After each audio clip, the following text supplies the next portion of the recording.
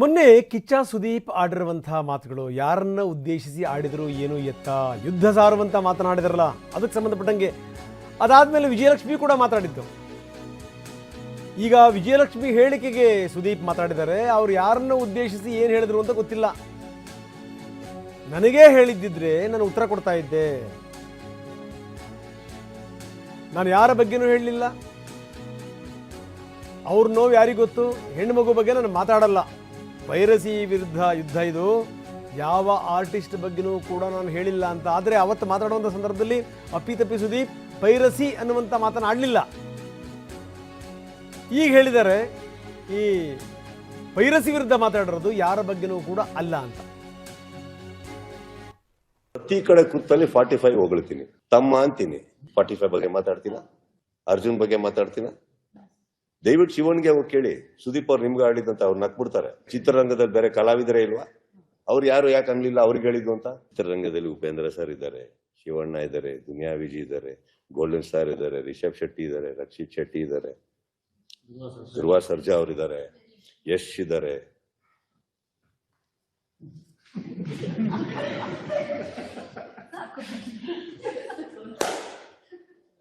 ಒಂದು ಗಂಟೆ ಮಾತ್ರ ಟಂಗ್ ಅಂತದೆ. ಈಗ ಆ ದೇವಸ್ಥಾನಕ್ಕೆ ಹೋಗಿ ನೀವು ಕೇಳ್ಬೇಕು, ಯಾಕೆ ಸತಿ ಪೂಜೆ ಮಾಡಿದ್ರಿ ಅಂತ ನನಗೆ ಗೊತ್ತಿಲ್ಲ. ವ್ಯಕ್ತಿಗಳು ದರ್ಶಕರು ಇಲ್ಲದೆ ಇದ್ದಾಗ ಅವ್ರ ಬಗ್ಗೆ ಹಾಗೆ ಅವ್ರ ಫ್ಯಾನ್ಸ್ ಬಗ್ಗೆ ವೇದಿಕೆ ಮೇಲೆ ಹೋಗೋದು, ನಿಂತ್ಕೊಂಡು ಮಾತಾಡೋದು, ಚಾನೆಲ್ ಮೀಡಿಯಲ್ಲಿ ಕೂತ್ಕೊಂಡು ಮಾತಾಡೋದು, ಹೊರ ಕೂತ್ಕೊಂಡು ಮಾತಾಡೋದು ಎಲ್ಲ ಮಾಡ್ತಿದ್ದಾರೆ. ಅದೇ ಜನಗಳು ದರ್ಶನ್ ಅವ್ರು ಇದ್ದಾಗ ಅವ್ರು ಬೆಂಗಳೂರಲ್ಲಿ ಇರ್ತಾರಾ ಇಲ್ವಾ ಅಂತಾನೆ ಗೊತ್ತಾಗಲ್ಲ, ಎಲ್ಲಿ ಮಾತಾಡ್ತಾರೆ ಅಂತಾನೂ ಗೊತ್ತಾಗಲ್ಲ. ವೇದಿಕೆ ಹತ್ತಿ ಏನೋ ನನ್ನ ಅದು ನೋಡಿಲ್ಲ. ಇವತ್ತು ಇಂಟರ್ವ್ಯೂ ಯಾರು ಹೇಳಿದ್ರು ವೇದಿಕೆ ಹತ್ತಿ ಇಂಟರ್ವ್ಯೂಗಳು ಕೊಡ್ತಾ ಇದಾರೆ. ಅಲ್ಲಿ ನೋಡಿದ್ರೆ DK ಸರ್ ಹತ್ತವ್ರೆ, ಸಿದ್ದರಾಮಯ್ಯ ಅವರು ಹತ್ತವ್ರೆ, ವೇದಿಕೆ ಇಂಟರ್ವ್ಯೂ ಕೊಡ್ತಾವ್ರೆ. ಅವರ ಈ ಕಡೆ ಇವ್ರು ಶಿವಣ್ಣ ಅವರು ಹತ್ತುತ್ತಾ ಇದಾರೆ. ಅವರ ನಾವ್ ಹತ್ತುತ್ತಾ ಇದೀವಿ. ಯಾರು ಅಂತ ಗೊತ್ತಿಲ್ಲದೆ ನೀವು ನನಗೆ ಕೇಳೋದು ತಪ್ಪಾಗ್ಬಿಡುತ್ತಲ್ಲ. ಪಾಪ ಅವ್ರು ಏನ್ ನೋವಲ್ಲಿದಾರೋ, ಯಾರ ಬಗ್ಗೆ ಮಾತಾಡ್ತಾ ಇದಾರೋ ನನ್ಗೆ ಗೊತ್ತಿಲ್ಲ. ನಾವು ಆತರ ಅಲ್ಲ, ಯಾವ್ದೋ ಹೆಣ್ಮಗು ಬಗ್ಗೆ ಮಾತಾಡೋದು ಅಂತ ನಾನೇನ್ ಹೇಳಿದ್ದು ಅದು ನಾನು ಕ್ಲೀನ್ ಆಗಿ ಸ್ಪಷ್ಟತೆ ತಗೊಳ್ಳಿ. 25ಕ್ಕೆ ರಿಲೀಸ್ ಆದ್ರೆ ಒಂದು ಯುದ್ಧನೂ ಸ್ಟಾರ್ಟ್ ಆಗುತ್ತೆ ಅಂದ್ರೆ ಅವತ್ತು ಪರ್ಟಿಕ್ಯುಲರ್ಲಿ ಸ್ಪೆಸಿಫಿಕೇಶನ್ 25th ನಾನು ಹೇಳಿದ್ ಕರೆಕ್ಟ್. ಅವತ್ತೇ ಸ್ಟಾರ್ಟ್ ಆಗೋದು ನಿಮ್ಮ ಪೈರಸಿ. ಅವತ್ತೇ ಸ್ಟಾರ್ಟ್ ಆಗೋದು, ಹಿಂದಿನ ದಿನ ಅಲ್ಲ. That is what I made. ಯಾವ ಆರ್ಟಿಸ್ಟಿಗೂ ಸಂಬಂಧಪಟ್ಟಂಗೆ ನಾನು ಹೇಳಿಲ್ಲ. ಕಾರಣ ಏನಂದ್ರೆ ಪ್ರತಿ ಕಲಾವಿದ್ರು ನನ್ನನ್ನು ಪ್ರೀತಿಸ್ತಾರೆ, ನಾನು ಅವ್ರು ಅಷ್ಟೇ ಪ್ರೀತಿಸ್ತೀನಿ. ಒಬ್ರಿಗೊಬ್ರು ಪರಸ್ಪರವಾಗಿ ಮಾತಾಡ್ಕೋತೀವಿ, ಎಲ್ರಿಗೂ ಗೊತ್ತು. ಹಂಗೆ ಹೇಳಾಗಿದ್ರೆ ನಾನು ನಾರ್ಮಲಿ ಫೋನಲ್ಲೇ ಹೇಳೋನು. ಯಾರಿದ್ರೆ ದೊಡ್ಡ ವೆಚ್ಚ ನಡೀತದೆ, ದೊಡ್ಡ ರೀತಿಯಲ್ಲಿ ನಡೀತದೆ. ದೊಡ್ಡ ರೀತಿಯಲ್ಲಿ ಅಂದ್ರೆ ಮುಗಿಸೇ ಬಿಡ್ಬೇಕು, ಇದನ್ನ ಹಾಗೆ ಮಾಡ್ಬೇಕು, ಹೀಗೆ ಮಾಡ್ಬೇಕು. ಇದೆಲ್ಲ ಏನಾಗುತ್ತೆ, ಕಣ್ಣಿಗೆ ಕಾಣದ ಮುಖಗಳಿರ್ಬೋದು ಸದ್ಯಕ್ಕೆ. ಸೊ ಇದಿಷ್ಟು ಬಂದಾಗ ನಾನು ಒಂದ್ ಸ್ವಲ್ಪ ಹೊತ್ತು ಸೈಲೆಂಟ್ ಆಗಿದ್ದೆ, ಕುತ್ಕೊಂಡು ಏನ್ ಮಾಡ್ಬೇಕು ಯೋಚನೆ ಮಾಡ್ತಾ ಇದ್ದೆ ನಾನು. Then after that suddenly there are lot of issues that started.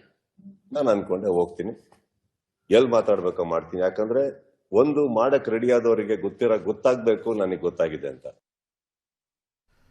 ಇದು ಕಿಚ್ಚ ಸುದೀಪ್ ಅವರ ಮಾತು. ಸುದೀಪ್ ಇದಕ್ಕೆ ಸಂಬಂಧಪಟ್ಟಂಗೆ ಭಾಳ ಸುದೀರ್ಘವಾಗಿ ಹೇಳಿದ್ದಾರೆ. ಯಾರ ಬಗ್ಗೆನೂ ನಾನು ಹೇಳಿಲ್ಲ, ಯಾರ ಬಗ್ಗೆನೂ ಕೂಡ ನಾನು ಮಾತಾಡಲ್ಲ. ಹೋಗಿ ನೀವು ಮಾರ್ಕೆಟಲ್ಲಿ ಕೇಳ್ಕೊಂಬನ್ನಿ, ಯಾರಾದರೂ ಅಪ್ಪಿ ತಪ್ಪಿ ಸುದೀಪ್ ಯಾರ ಬಗ್ಗೆನಾದರೂ ಮಾತಾಡ್ತಾರಾ ಅಂತ. ಆದರೆ ನಾನು ಯಾರಿಗೂ ಮಾತಾಡಲ್ಲ, ಇದು ಯಾಕೆ ಈ ರೀತಿ ಹೋಗುತ್ತೆ ಸಂದೇಶ? ಇದು ಕಿಚ್ಚ ಸುದೀಪ್ ಅವ್ರ ಪ್ರಶ್ನೆ.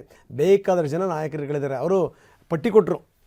ಅವರು ಉಪೇಂದ್ರ ಸರ್ ಇದ್ದಾರೆ, ಶಿವಣ್ಣ ಇದ್ದಾರೆ, ರಿಷಬ್ ಶೆಟ್ಟಿ ಇದ್ದಾರೆ, 8 ಜನ ಇದ್ದಾರೆ, ಯಶ್ ಇದ್ದಾರೆ, ಧ್ರುವ ಸರ್ಜಾ ಇದ್ದಾರೆ, ಗೋಲ್ಡನ್ ಸ್ಟಾರ್ ಗಣೇಶ್ ಇದ್ದಾರೆ.